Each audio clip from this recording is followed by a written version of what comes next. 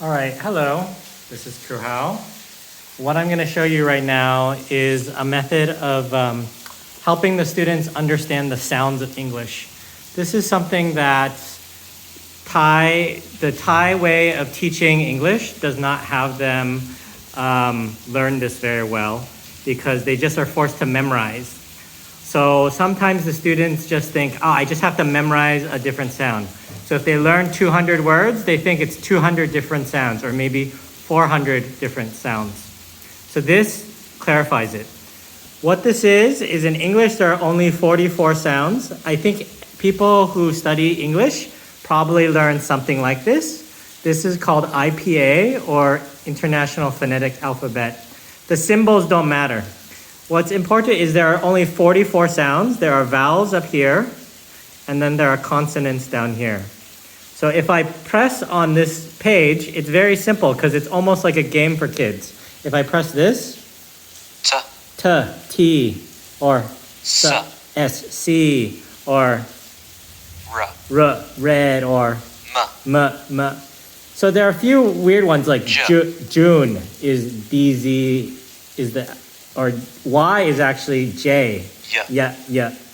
But it doesn't matter because the students will eventually they will make their own letters using Thai alphabet. And also, it's okay if they make mistakes. They keep trying until they get it right. And here are the vowels. E, sh, u, o. So it gives them all of the sounds. So what I do is I ask a student, first, to write down some words he knows. So they might just write down a small number, like these 6 words. 1, 2, name, happy, go, no, and yes. Usually they can't spell them correctly. Sometimes they can. And usually they can't say them very well.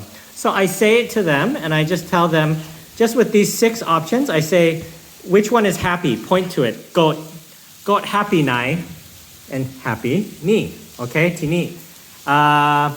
2 utinai, 2 utini, okay? And go utinai, go utini. But sometimes there are some things that are difficult for them because they think 2 is actually a little difficult because they think TWO, TWO, TWO. Many people will say something like that. And name, sometimes they will say name na mi or na me. They're not sure. There's many different ways it can go. Or one ni or one. And it's very difficult. So what I tell students is write using Thai characters. So for 1, they can write 1, 2, 2. Name, nam, and then I add a little because I think there's a little bit of in English they call it a schwa, but it's name. A little bit So name. A little bit. Okay, it's not just nem. It's definitely not nem or nem. Name. It's not that. Name. There's a little at the end. So happy. Okay? Or go, which is easy to write in Thai. Or no. But yes, something easy. We think it's easy if you know English, yes. But actually, there's no Thai word that ends in S. So I tell the students, you can mix. You can use Thai characters and then also use English characters when the Thai doesn't really have it. I know you can use sosala and then put a garan on it, and people will know if it's a loan word from English that you say S. But I think it's easier just to use Thai and English, ABC. So yet and then S. Yes. Easy. So then, usually this, they do okay. But once I give them this, and then I say the word no utinai, they can say no, easy. Or 2 utinai, easy. So they start to see there's something about the sound and the way it's spelled, it's not the same. This is more important when they're speaking and hearing to know these things. This is why a lot of Thai students or Thai people cannot do conversation, because they learn the spelling before they learn the sound. And so having a very good way to write the sound is important. I know that in Thai dictionaries they have the sound, but then they try to memorize the sound from the Thai dictionary. And the Thai dictionary sound is not always very good because it won't write things like this, like name. They won't do that. And they won't do yes. They'll have an S with a gara, and sometimes they'll say yet, or something. So actually having a different symbol, meaning a different character, and I just write S in a box so they remember it's the sound of S, not just the letter S, which they use in the spelling. It's the special sound of S that's in yes. So then the final thing is then I use these 44 things.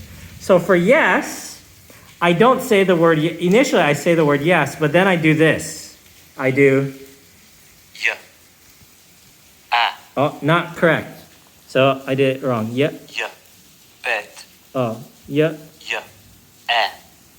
Sa. So I did have them do yeah. Yeah. Eh. Bed. Ah. Sa. Sa. The problem is if I touch the E in bed, it will say the whole word, which is a good feature. But if I have big hands, then it's a little difficult. So I just play them. Yeah. Ah. Sa. And I say, where is that? And they can use either the Thai or the English. And that's what First has learned. He's learned from, Yeah. Ah. Sa. and if he has a small number, about 5 to 10 or 15 words to choose from, he can look and find it. But initially, just make it easy. Just give them 5 or 6 or something like that, and they can practice the skill. For something like happy, I would do here. Ha. Ah. And then P. Pa. P. E. Pa. E. So then they do it. So First has gone to the point where if I hit these, it usually takes him between 1 and 3 tries to get it correctly. He gets it correct on the first try maybe half the time, and then he gets a little confused. But if I have him just check, if I do yeah, Ah. Sa. and I point, is it this one? Mun mai? He say no, my mun. Mun mai, my mun. Mun mai, my mun. And then keep going. Then he can find it. It's a little bit crazy for me to realize that me actually have him just check each one by one. He doesn't know to do that on his own. But if I tell him to do it, he can always find the right answer. But if I just ask him which of these is correct, he sometimes will just, it's too much cognitively, meaning in his brain, he can't process it. It's too many options, so he'll just say, 2. But then I say, 2, yeah. Yeah. Ah. Sa. Mangan mai, and he says, my mangan. And then he says yes, to make sure he doesn't guess, then I say, is this correct? Yeah. Ah. Sa. Ni mun ni. And he will say, yeah, mun. So you want things to be to the point where they become obvious and he can get very good at it. The final step is that he actually then took the phone from me. I didn't even ask him. He took the phone from me and he started pushing things. Ka. Sa. Sha. And so he had the word cow, which is difficult because the C, the letter C, does not have the sound S or C. It has the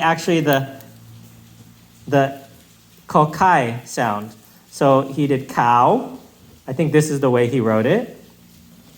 And then I said, hey, the K is somewhere on the right side and the ow is somewhere here on the right side. So can you find it? So he just started hitting things. Sha. No. Sha. No. Sha. No. Sha. No. Ka. Oh, yes, K. And then he went, Oh. Wait. eh, A. Oi. oi, Ow. ow. Oh, yes, ow. I say cow. He goes back, he looks here, he looks here, he looks here, he looks here. He does not have the ability to look at the English spelling and have a sound. That is something that is too advanced. It's too many steps. So he has to memorize, remember, and then produce the sound. It's much easier to use the Thai letters. So with the Thai letters, he can just do Ka. k. Yes, I want k. Kokwai, k. Ka. And then ow. I. No. Oi. My. O. My. Ow. Chai. K. Ka. Ow. Cow. So he can actually do that. It takes him a few tries, and sometimes I need to give him a hint because I don't want to take too long. So I say it's one of these 6 and one of these 5. But if I tell him which row it is or which column it is, he can find it and he can get it very quickly.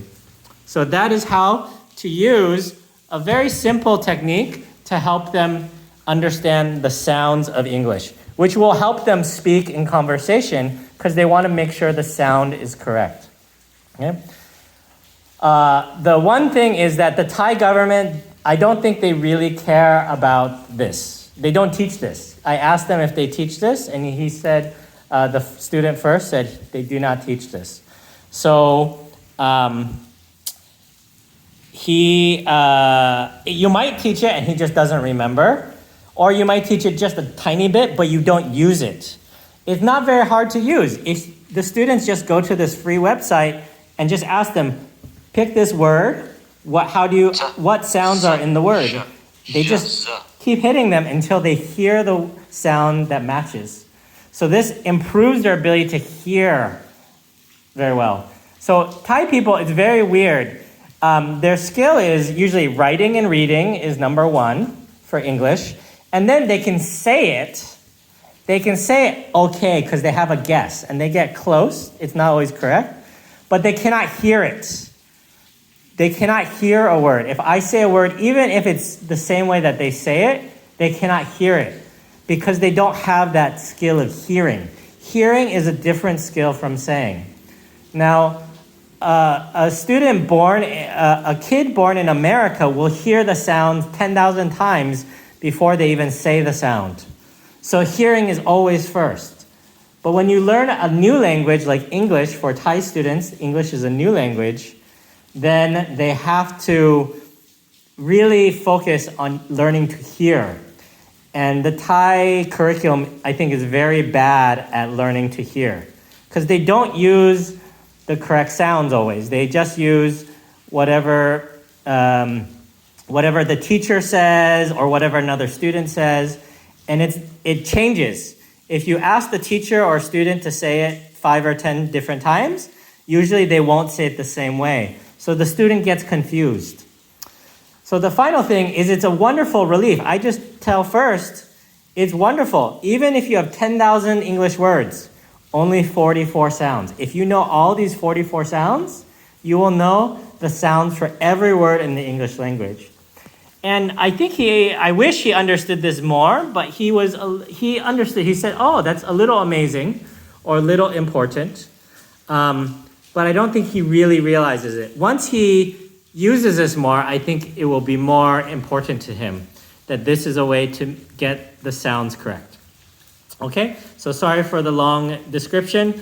I can probably make a shorter version later, but this is the technique of using the word and then the sound spelling in Thai mixed with English, and then using a soundboard of the English, the 44 English sounds to generate the sound and help them understand every word has these 44 sounds.